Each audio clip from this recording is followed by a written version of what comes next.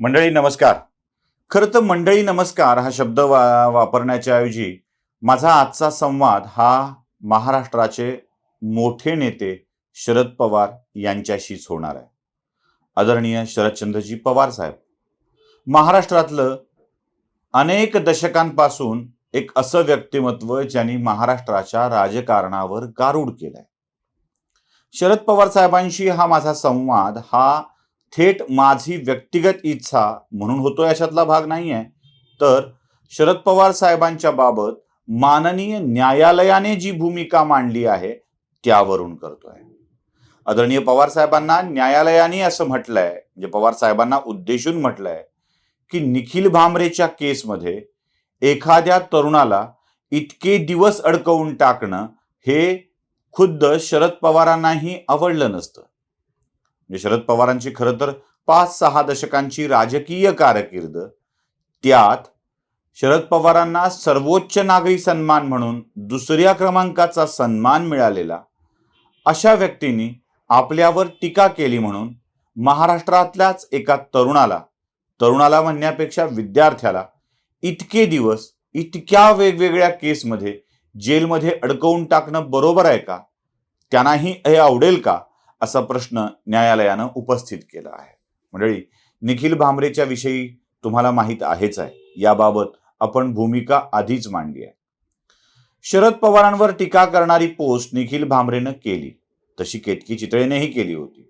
या दोघांच्या social मीडियावरच्या post याचं समर्थन करायचं की नाही करायचं यावर वेगवेगळी मतप्रवाह असू शकतील, पण समाज माध्यमात एखादी पोस्ट टाकली म्हणून त्याच्यावरती अशा स्वरूपाच्या कृती करणं हे कितपत योग्य आहे असा प्रश्न आपल्या सगळ्यांनाच पडतो. आज महिन्यापेक्षा अधिकचा कालावधी उलटून गेलाय. निखिल भामरे ज्याची परीक्षा आहे तो विद्यार्थी आता जेलमध्ये आहे. केतकी चितळे अजूनही बाहेर पडलेली नाही.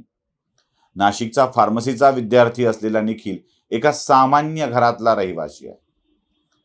बघा, याच महाराष्ट्राने शरदचंद्र पवारांना खूप मोठं केलेलं आहे. जाणता राजा ही उपाधी सुद्धा दिली आहे. महाराष्ट्राच्या राजकारणाची न समजलेला नेता म्हणून त्यांचा सन्मान याच महाराष्ट्रानं केला आहे.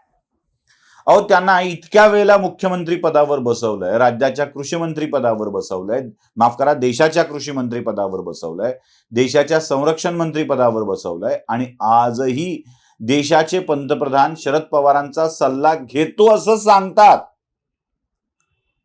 एवढा सन्मान ज्या महाराष्ट्रानं शरद पवारांना दिला आहे, त्याच महाराष्ट्रातल्या एखाद दुसऱ्या लोकांनी त्यांच्याविषयी एखाद दुसरा प्रश्न विचारला म्हणून त्यांच्यावरती अशा स्वरूपाचे गुन्हे दाखल करून त्याचं आयुष्यच खराब होईल याची व्यवस्था बघणं हा शरद पवारांच्या उतारवयात त्यांना दिल्या गेलेला त्यांच्या समर्थकांच्याकडूनचा त्रास आहे असं माझं मत आहे.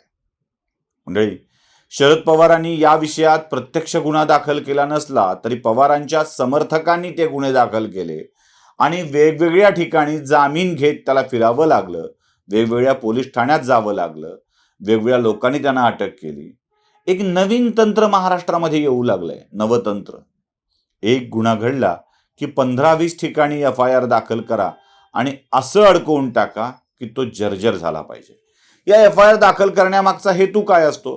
तर त्याला या चक्रातून सुटायची परवानगीच मिळू नये यासाठीची ही सगळी व्यवस्था असते. त्याचा आवाज दाबावा, त्यानं बोलणं बंद करावं, यासाठी हे सगळं असतं. मंडळी, विज्ञानाचा नियम आहे, जितकं दाबाल तितकं ते उफाळून येत असतं, आणि असंच होण्याची दाट शक्यता आहे. आपण जाणीवपूर्वक जेवढ्या लोकांना जेवढ्या वेळेला अडकू त्यांचं बोलणं बंद होईल असं तुम्हाला वाटतं का? त्यांची अभिव्यक्ती बंद होईल असं तुम्हाला वाटतं का? माझं तर मत आहे की अभिव्यक्ती या विषयावर शब्दांच्या मर्यादा असायलाच हव्यात. जरा सुसंस्कृत सभ्य शब्दात त्या बाबी व्यक्त व्हायला हव्यात. कोणाचा अपमान होईल, कोणाचा दुखावेल मन, अशा स्वरूपाची वक्तव्य कधीच करू नयेत असं आपण नेहमीच म्हणत आलो आहोत. मला वाटतं ही गोष्ट दोन्हीकडून पाळल्या गेली पाहिजे. जरा आदर्शवादाचं बोलणं वाटेल, पण दोन्हीकडून पाळली गेली पाहिजे. दुसरीकडून जितक्या स्वरूपाचे आरोप होत आहेत त्या आरोपांच्या बाबत कोणी काही बोलतंय का? भारतीय जनता पक्षाच्या नेत्या पंकजा मुंडे, चित्रा वाघ यांच्याविषयी किती गलिच्छ भाषेत टीका झाली. देवेंद्र फडणवीसांच्या पत्नीवर कुठल्या कुठल्या स्वरूपाचे आरोप झाले. फडणवीसांना कोणकोणत्या शब्दात बोललं जातं, कोणते शब्द आहेत ते, टरबुजा म्हटलं जातं, अजून काय काय म्हटलं जातं. चंद्रकांत पाटील यांना कोणत्या शब्दांमध्ये लोक ट्रोल करत असतात.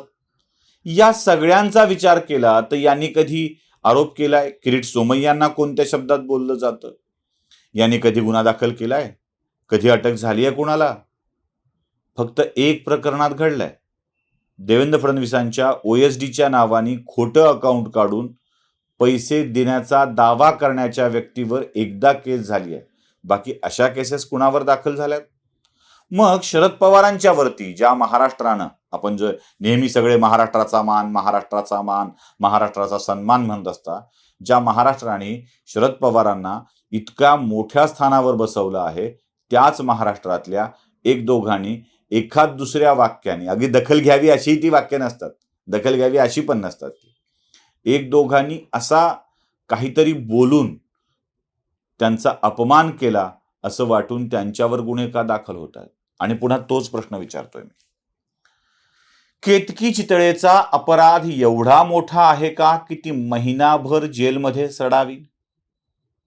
निखिल भामरेचा अपराध एवढा मोठा आहे का की त्याला त्याची फार्मसीची परीक्षाही देता येऊ नये? तो 1 महिन्यापेक्षा अधिकचा कालावधी तुरुंगात असावा. या सगळ्या विषयाचा कधी ना कधीतरी विचार करावा लागेल, त्याबाबत बोलावं लागेल आणि प्रत्यक्ष शरद पवार साहेबांनाही याचा विचार करावा लागेल. साहेब, महाराष्ट्रातली तरुणाई बोलत असेल त्याला तसं बोलू न देण्यासाठी आपण काहीतरी करणं आवश्यक आहे. या सगळ्या कारवायांच्या मधून एक मोठी दरी आपण निर्माण करत आहात, जी दरी पुन्हा काहीही भरल्यानं भरून येणार नाहीये. यात माणसांचंच रोपण करावं लागेल, माणसंच मारून टाकावी लागतील तर ती दरी कदाचित भरली जाईल. एवढा मोठा फरक पडतोय. पवार साहेब, विनंती एवढीच आहे, विनंती एवढीच आहे की प्रत्यक्ष न्यायालयाने सांगितल्यावर तरी आपण मार्गदर्शन करत असलेल्या, आपण चालवत असलेल्या राज्य सरकारने याबाबत गांभीर्याने विचार करावा आणि अशा केसेस थांबवाव्यात. अनेक तरुणांचं आयुष्य उद्ध्वस्त होण्यापासून रोखावं. व्हिडिओ आवडला असेल तर लाईक, शेअर आणि सबस्क्राईब नक्की करा. धन्यवाद.